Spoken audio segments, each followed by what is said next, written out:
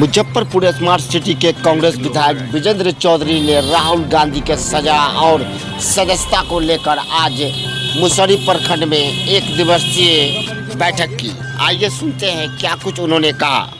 जी आज प्रेस वार्ता है, आज क्या कुछ उद्देश्य? देखिए, राहुल गांधी जी की जो सदस्यता ली गई जल्दी आनंद फानंद में, जो उनका पूरे देश में कन्याकुमारी से कश्मीर तक लगभग 4000 किलोमीटर का दौरा उन्होंने किया था, उसमें भारी जन समर्थन पूरे रास्ते में मिला। लाखों लोग, हजारों लोग हर जगह उनका स्वागत किए और उनकी बातों उनसे संपर्क किए। तो उनके खिलाफ में सरकार जब वो पार्लियामेंट में बोले कि अडानी जी का और मोदी जी का क्या संबंध है, हमको जानना चाहते हैं हम, तो उसी दिन से लग गया जो भाजपा है वो कि भाई राहुल गांधी को सबक सिखाना है। राहुल गांधी जी का क्या दोष है? राहुल गांधी जी ने पार्लियामेंट में चाहे बाहर में जनता की आवाज़ उठाने का काम किया। किसानों की समस्या, महंगाई, बेरोजगारी, लूट खसोट, भ्रष्टाचार, इस पर बोलना जुर्म तो है नहीं, लेकिन इन लोगों ने उनको टारगेट बना लिया। और राहुल गांधी कर्नाटक के कोलार में चुनावी भाषण देते हैं। उन्होंने भाषण जब दिया तो उसमें नीरव मोदी से लेकर के और कई मोदी के बारे में चर्चा की कि भाई इनका सब नाम जो है सो क्यों मोदी ही रखा जाता है। और उसी को लेकर के एक केस वहाँ हुआ, आसाम नहीं, कर्नाटक से सूरत में केस किया। और केस करने के बाद चुपचाप जो है सो हाई कोर्ट में कहा कि इसको स्टे कर दिया जाए। और फिर आनंद फानंद में जल्दी जल्दी सुनवाई करके उनको 2 साल की सज़ा, जो सबसे ज़्यादा अधिकतम सज़ा है उस धारा में। तो ये अभियान लगातार चल रहा है अभी। कोई किसी भगवान को मानता है, कोई अल्लाह को मानता है, कोई अपने को मानता है कि हम इस धर्म के हैं, वो अलग बात है। राहुल गांधी का क्या दोष है? राहुल गांधी ने कहा कि 20,000 करोड़ रुपया का जो पर्दाफाश हुआ है अडानी के खाते में, वो किसका है? सरकार जेपीसी जांच बैठाए। तो जेपीसी जांच, भाई हम जब ईमानदार हैं, हमको कोई लेन देन से मतलब नहीं है, हम देश के बड़े पद पर हैं और हमने कोई गलती नहीं की है, तो जांच कराने में क्या जाता है? जेपीसी जांच हो जाए, दूध का दूध, पानी का पानी हो जाएगा। लेकिन जांच नहीं होने देने के लिए आज तक के इतिहास में पहली दफ़ा हुआ है कि सत्ता पक्ष के लोग लोकसभा नहीं चलने दे रहे हैं, राज्यसभा नहीं चलने दे रहे हैं। पहले विपक्षों पर आरोप लगाता था कि विपक्ष के लोग नहीं चलने देंगे सदन को, लेकिन अब तो सरकारी पार्टी के आदमी लोग सदन को नहीं चलने दे रहा है कि नहीं, माफ़ी मांगो। किस चीज़ का माफ़ी भाई? क्या उन्होंने बोल दिया? जो लोग जो है सो मतलब विदेशों में जा कर के कहा कि ट्रंप की सरकार, मतलब ट्रंप का प्रचार किया, वो ना देश के खिलाफ बोल रहा है। कोई प्रधानमंत्री चाहे कोई राष्ट्रपति जा कर के दूसरे देश में जा कर के प्रचार करेगा? दूसरा बात, 20,000 करोड़ रुपया कहाँ गया, यह पूछना कोई जुल्म तो है नहीं।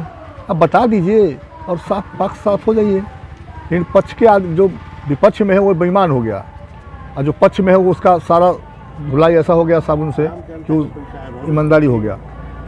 तो जो देश में कांग्रेस पार्टी ने बनाया था, वो सारी संस्थाओं को बेच रहे हैं। इस बेचने से क्या फ़ायदा है? और कहते हैं कि कांग्रेस ने कुछ किया ही नहीं किया, तो काहे को चिंता है?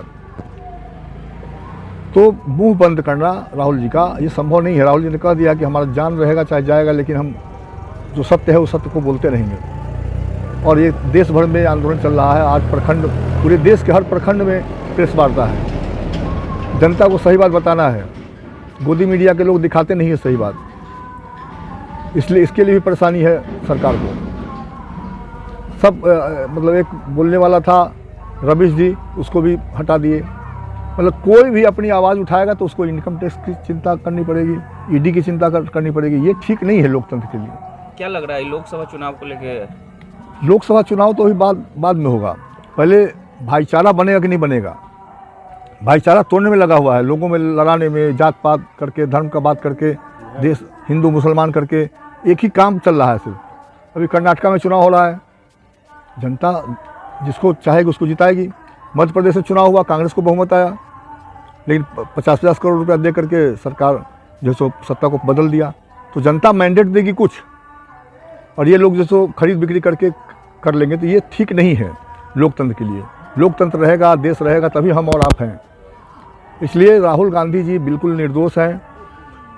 कोर्ट में भी जाएंगे तो निश्चित तौर पर उनको फ़ायदा होगा, वो फिर संसद की सदस्यता बरकरार होगी, क्योंकि एक और सांसद था जिनका सदस्यता इन लोगों ने ख़राब कर दिया था, फिर बहाल हो गए हैं। तो जो हमारे साथ है वो ईमानदार हो गया। अभी देखिए बंगाल में राइट हो गया, कुछ जगह बिहार में जानबूझ करके झंझट करा करके आपस में लड़ा करके भाईचारा बिगाड़ने का काम हो रहा है वोट के खातिर। इसलिए हम सब लोगों से अपील करना चाहते हैं, सब लोगों से आग्रह करना चाहते हैं, ये हमारे पास पूरा अडानी का मतलब कितना जगह था, कितना हो गया, पहले हो गया, दुनिया का सबसे बड़ा धनी आदमी हो गया, सब चीज़ खरीद रहा है, पेट्रोल पंप खरीद रहा है, क्या कहते हैं कि बोट खरीद रहा है, समुद्री जहाज़ खरीद मतलब का कब्जा कर लिया, हवाई अड्डा खरीद लिया, तो सब चीज़ उसी के खाते में जा रहा है भाई। और इसमें बांग्लादेश में जाकर के, श्रीलंका में जाकर के, ऑस्ट्रेलिया में जाकर के, अन्य विदेशों में जाकर के, और प्रधानमंत्री जी के साथ अडानी जा रहा है। तो फोटो देखे हैं हम लोग, देश देख रहा है, तो काहे उसको लेके जगह भाई।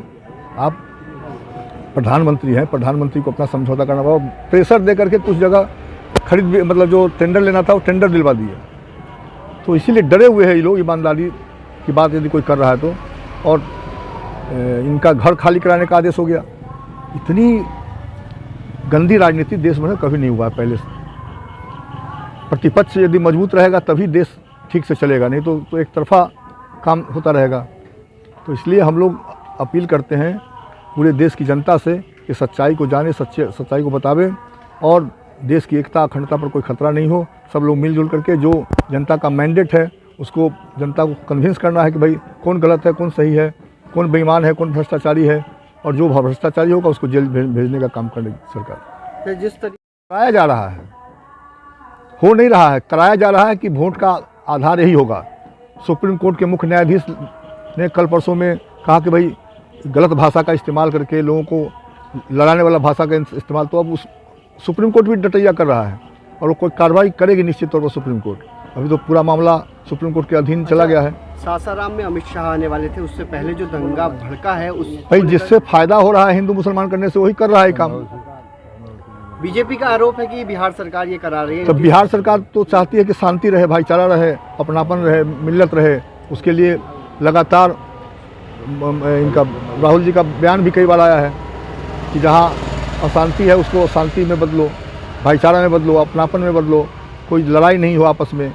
तो ये सब काम किसकी साजिश है ये इस तरीके से सरकार करा रही है, इसके लिए कि 84 लोकसभा का चुनाव होने वाला है, उसे फ़ायदा उठाने के लिए जात पात धर्म की बात हो रही है। बीजेपी सरकार, हाँ, तो जो सरकार है वही ना, दिल्ली में जो सरकार है वही करेगा ये सब काम।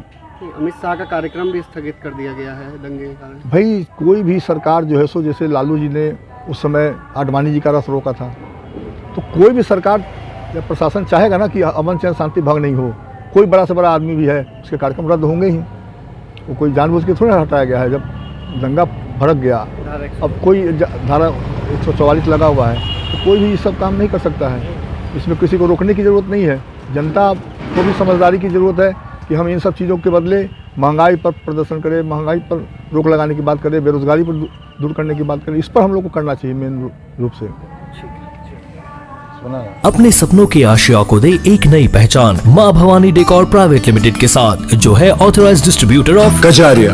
देश की मिट्टी से बनी टाइल से देश को बनाते हैं, और जहां मिलती है सभी प्रकार के Indian and imported granite, marble, sanitary एवं कोटा स्टोन का अनोखा एवं आकर्षक संग्रह। माँ भवानी डेकोर प्राइवेट लिमिटेड मतलब a complete floor solutions. New 0 mile Dadar road, Muzaffarpur. Call 9934753111।